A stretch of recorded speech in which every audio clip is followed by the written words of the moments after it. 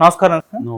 Sir, ఈ మధ్య కాలంలో రేవ్ పార్టీలు చేసుకోవడం, ఆ తర్వాత పోలీసులకు దొరికిపోవడం ఇదంతా కూడా కామన్ అయిపోయింది సార్. మళ్ళీ ఇవాళ హైదరాబాద్‌లో ఇంకో రేవ్ పార్టీ బయటపడింది. అందులో కూడా కొంతమంది సెలబ్రిటీలు ఉన్నారని చెప్పేసి వార్తలు వస్తున్నాయి సార్. మళ్ళీ హేమ పేరు కూడా వినబడుతుంది సార్. మరి ఆ రేవ్ పార్టీలో ఎవరెవరు ఉన్నారు? మీరేం చెప్తారు సార్? నేను న్యూస్ చూసింది ఏంటంటే బేసిక్‌గా హైదరాబాద్ సైబర్ టవర్స్ అని ఉంది. ఆ సైబర్ టవర్స్‌లో Cloud9 హోమ్స్ అని సర్వీస్ అపార్ట్మెంట్. మామూలుగా సర్వీస్ అపార్ట్మెంట్స్ హైదరాబాద్‌లో బాగానే ఉన్నాయి. అటువంటి ఒక సర్వీస్ అపార్ట్మెంట్ రెంట్‌కి తీసుకొని నాగార్జున యాదవ్ అని బేగంపేట అతను బర్త్‌డే పార్టీ ఇచ్చాడు. ఓకే. ఈ బర్త్‌డే పార్టీలో దాదాపు 14 మంది అబ్బాయిలు, 6 మంది అమ్మాయిలు పార్టిసిపేట్ చేశారు.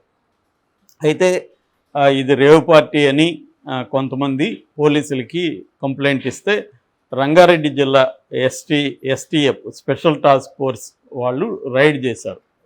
రైడ్ చేసినప్పుడు అక్కడ ఫారిన్ మద్యము, అంటే foreign liquor plus cocaine, MDMA అనే ఒక డ్రగ్గు, తర్వాత ఓజీ కుష్ అనే ఒక డ్రగ్గు, ఇవన్నీ దొరికాయి.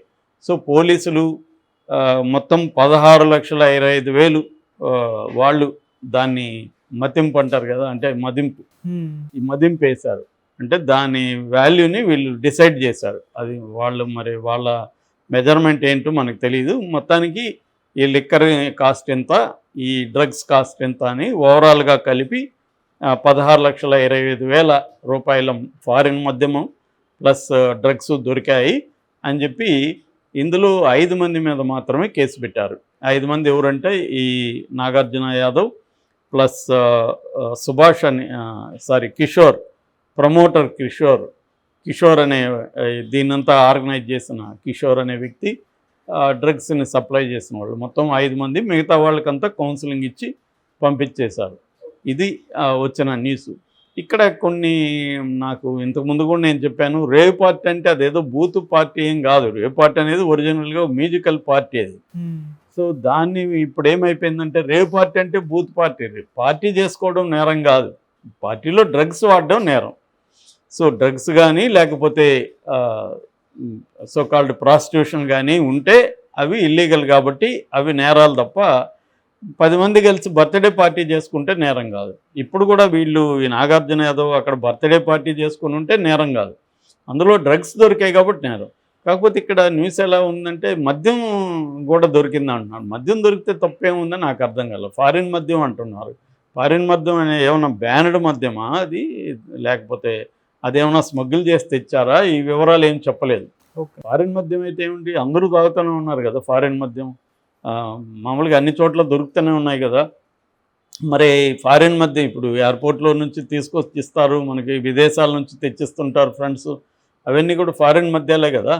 సో ఫారిన్ మద్యం కూడా ఏదో నేరంలాగా ఫారిన్ మద్యం దొరికింది, ఒక ఇన్నోవా కూడా సీజ్ చేశారు, ఇలా ఉంది. మామూలుగా పోలీసులు కొన్ని విచిత్రంగా ఉంటాయి. ఇంతకుముందు నక్సలైట్లు మావోయిస్టులు అరెస్ట్ అయితే కూడా కొన్ని పుస్తకాలు దొరికాయి, కొంత సాహిత్యం దొరికింది, మందులు దొరికాయి. ఏంటి అవన్నీ నేరాలా? పుస్తకాలు దొరకడం నేరమా, మందులు ఉండడం నేరమా? ఇట్లాంటివన్నీ కూడా రాస్తుంటారు వీళ్ళు. విలేకరులు కూడా గుడ్డిగా వాళ్ళు ఏం చెప్తే అది రాసేసి అమ్మాయి మన పని అయిపోయిందని వెళ్తుంటారు. అట్లాగే ఇక్కడ ఫారిన్ మద్యం దొరకడం కూడా ఏదో నేరంలాగా, అసలు బర్త్డే పార్టీని నేరంలాగా మాట్లాడుతున్నాం. అవి ఏవి నేరాలు కాదు, డ్రగ్స్ దొరకడమే నేరం. అది కూడా consumption of the drug is different from commercial selling of the drug. Consumption అనేది అది కూడా దానికి శిక్షలు కూడా NDPS యాక్ట్ అంటారు, నార్కోటిక్స్ డ్రగ్స్ అండ్ సైకోపెట్రిక్ డ్రగ్స్ అంటారు, సైకోట్రోపిక్ డ్రగ్స్. ఈ సబ్స్టాన్సెస్, ఈ narcotic and psychotropic substances act కింద కమర్షియల్ క్వాంటిటీ ఉంటేనే మనకి ఎక్కువ శిక్షలు పడతాయి. మామూలుగా కన్జంప్షన్ ఉంటే జనరల్గా వాళ్ళని విక్టిమ్స్గా పరిగణించి కౌన్సిలింగ్ ఇచ్చి పంపించేస్తారు. లేదు వాళ్ళ డ్రగ్ అడిక్ట్ అయ్యింది, కొంత ఇదైంటే వాళ్ళని రిహాబిలిటేషన్ సెంటర్కి పెడతారు. జనరల్గా జరిగే ప్రాసెస్ ఇండియాలో ఇదనమాట. అలాగా బర్త్డే పార్టీ ఇప్పుడు చాలామంది నాకు కూడా చెప్తుంటారు, మొన్న బర్త్డే పార్టీకి పోయినా అక్కడ ఏవో జరిగాయని. అట్లాగా ఈ మధ్య ఏమైందంటే నేను గతంలో కూడా విశ్లేషించాను. జనరల్గా ఒక సెక్షన్ ఇండియన్లో ఒక సెక్షన్కి విపరీతమైన డబ్బులు ఉంది, డిస్పోజబుల్ ఇన్కమ్ అంటారు. డిస్పోజబుల్ ఇన్కమ్ అనేది ఒక సెక్షన్ దగ్గర బలంగా ఉంది.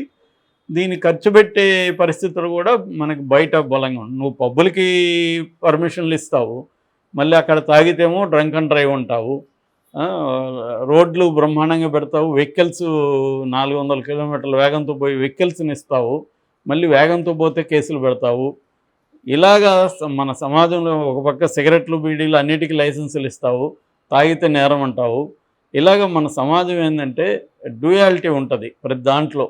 సో మనకి అన్ని సిటిజన్స్ని క్రిమినల్స్గా చేసే ప్రాసెస్లో రకరకాలుగా ఉండి ఇప్పుడు పార్టీలు చేసుకోవడం కూడా క్రైమ్ అయిపోయింది.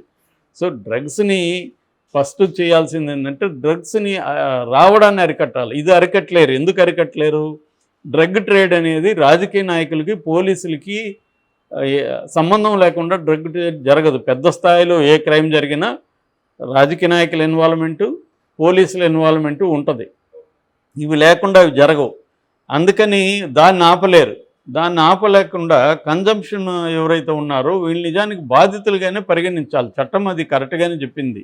ఎందుకంటే వాళ్ళకి అనుకోకుండా ఫ్రెండో ఇంకొకటో తీసుకెళ్ళి వాళ్ళని దీంట్లోకి అలవాటు చేస్తారు. దానివల్ల వాళ్ళకి రకరకాల మానసిక సమస్యలు, ఫిజికల్గా ఇబ్బందులు, వాళ్ళ ఫ్యామిలీలో ఇష్యూస్ ఇవన్నీ ఒకటి కాదనమాట. సో దీనివల్ల వాళ్ళకి కావాల్సింది వచ్చి మెంటల్ హెల్త్ ఎక్స్పర్ట్ల హెల్ప్ కావాలి. వాళ్ళకి సైకాట్రిస్టులు హెల్ప్ కావాలి, సైకాట్రిస్టులు వీళ్ళు హెల్ప్ చేయాలి, ఆ ఫ్యామిలీ హెల్ప్ కావాలి, వాళ్ళని ఆ డ్రగ్ని డీ అడిక్ట్ చేయాలి. మొన్న పవన్ కళ్యాణ్ అది కరెక్ట్గానే మనకు అసెంబ్లీలో చెప్పాడు. మందుని మనం పెంచడమే కాదు, దాన్ని డీ అడిక్షన్ సెంటర్. అదే నాకు ఒక పక్క మీరు ఫుల్గా మందంతా అలో చేస్తారు, వాళ్ళు మళ్ళీ తాగుతారు, వాళ్ళ మీద మళ్ళీ కేసులు పెడతారు, వాళ్ళని క్రిమినల్స్గా మార్చేస్తారు. ఇది గవర్నమెంట్ అనేది ఎప్పటి నుంచో ఇదే పని చేస్తుంది, సిటిజన్స్ని క్రిమినల్స్గా మార్చడం అనే కార్యక్రమం చేస్తుంది. సో ఇప్పుడు నీకు ఎక్కడ ఫర్ ఎగ్జాంపుల్ సింపుల్ ఎగ్జాంపుల్ చెప్పాలంటే పార్కింగ్కి ఎక్కడ నీకు ప్లేస్ ఇవ్వడు, కానీ నువ్వు ఎక్కడ ఏ మూల పెట్టినా కూడా ఫోటో తీసుకొని నీకు బిల్లు వస్తుంది.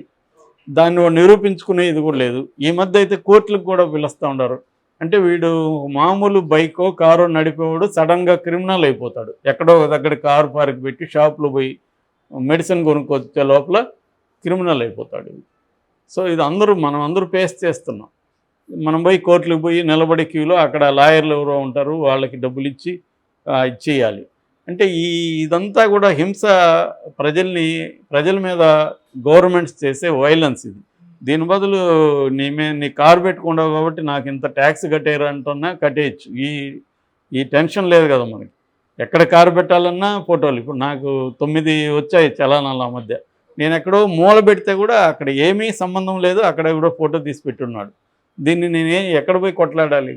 సో ఇలాగే ఇప్పుడు పార్టీలు చేసుకునే వాళ్ళందరూ క్రిమినల్స్ లాగా మనకు వాళ్ళని ప్రొజెక్ట్ చేసి వాళ్ళ పేర్లంతా బయట పెట్టి నిజంగా డ్రగ్స్ చేస్తుంటే వాళ్ళ వరకు మీరు డీల్ చేయడం అనేది కరెక్ట్. కానీ రేవ్ పార్టీకి పాల్గొన్న వాళ్ళందరూ నేరస్తులు కాదు. వాళ్ళు ఏదో సరదాగా మన ఫ్రెండ్ పిలిస్తే మనం పార్టీకి వెళ్తాం, మనకు ఆ డ్రగ్స్ ఉన్నట్టుగా మనకి తెలియకపోవచ్చు. అందువల్ల అక్కడ పార్టీలో ఉన్నంత మాత్రాన నేను నేరస్తుడు ఎట్ అవుతాను. అసలు ఆ డ్రగ్స్ ఎక్కడికి వచ్చాయి? సప్లయర్ రోడ్డు వాళ్ళని పట్టుకోండి, వాడిని పట్టుకునే పరిస్థితి లేదు. ఎందుకు మీరు రోజు ఇక్కడ హైదరాబాద్లో ఇట్లా జరుగుతూనే ఉన్నాయి, ఎక్కడి నుంచి వస్తున్నాయి? సప్లై చైన్ని ఎందుకు బ్రేక్ చేయలేకపోతున్నారు? ఇది ఇంపార్టెంట్ డిస్కషన్ చేయాల్సిన పాయింట్. సో దీన్ని కట్ చేయగలిగితే తగ్గుతుంది ఆటోమేటిక్గా. అట్లాగే ఈ డ్రగ్లో ఉన్న వాళ్ళకి డీ అడిక్షన్ ప్రోగ్రామ్స్ ఇవ్వాలి. ఇక హేమ విషయం అనేది కావాలనే ఎక్కడ రేవ్ పార్టీ ఉన్నా హేమను తీసుకొస్తున్నారు తప్ప హేమకు దేనికి ఏమి సంబంధం లేదు. ఆమె ఆల్రెడీ చెప్పింది కూడా, నాకేం సంబంధం లేదు, నన్ను ప్రతి దాంట్లో లాక్కండి అని. సో మనవాళ్ళు ఏంటంటే రేవ్ పార్టీ అని, కానీ ఇప్పుడు హేమ ఒక బ్రాండ్ అంబాసిడర్ లాగా అయిపోయింది. సో ఆమెకి దీనికి ఏం సంబంధం లేదు. ఇది ఒక ప్రైవేట్ పార్టీ, చిన్న పార్టీ ఇది. ఈ పార్టీలో ఎవరో ఒక 20 మంది పార్టిసిపేట్ చేశారు, వాళ్ళు డ్రగ్స్ వాడారు. ఇది న్యూస్. దీన్ని అంతకంటే బ్లోఅప్ చేయాల్సిన అవసరం ఏమీ లేదు.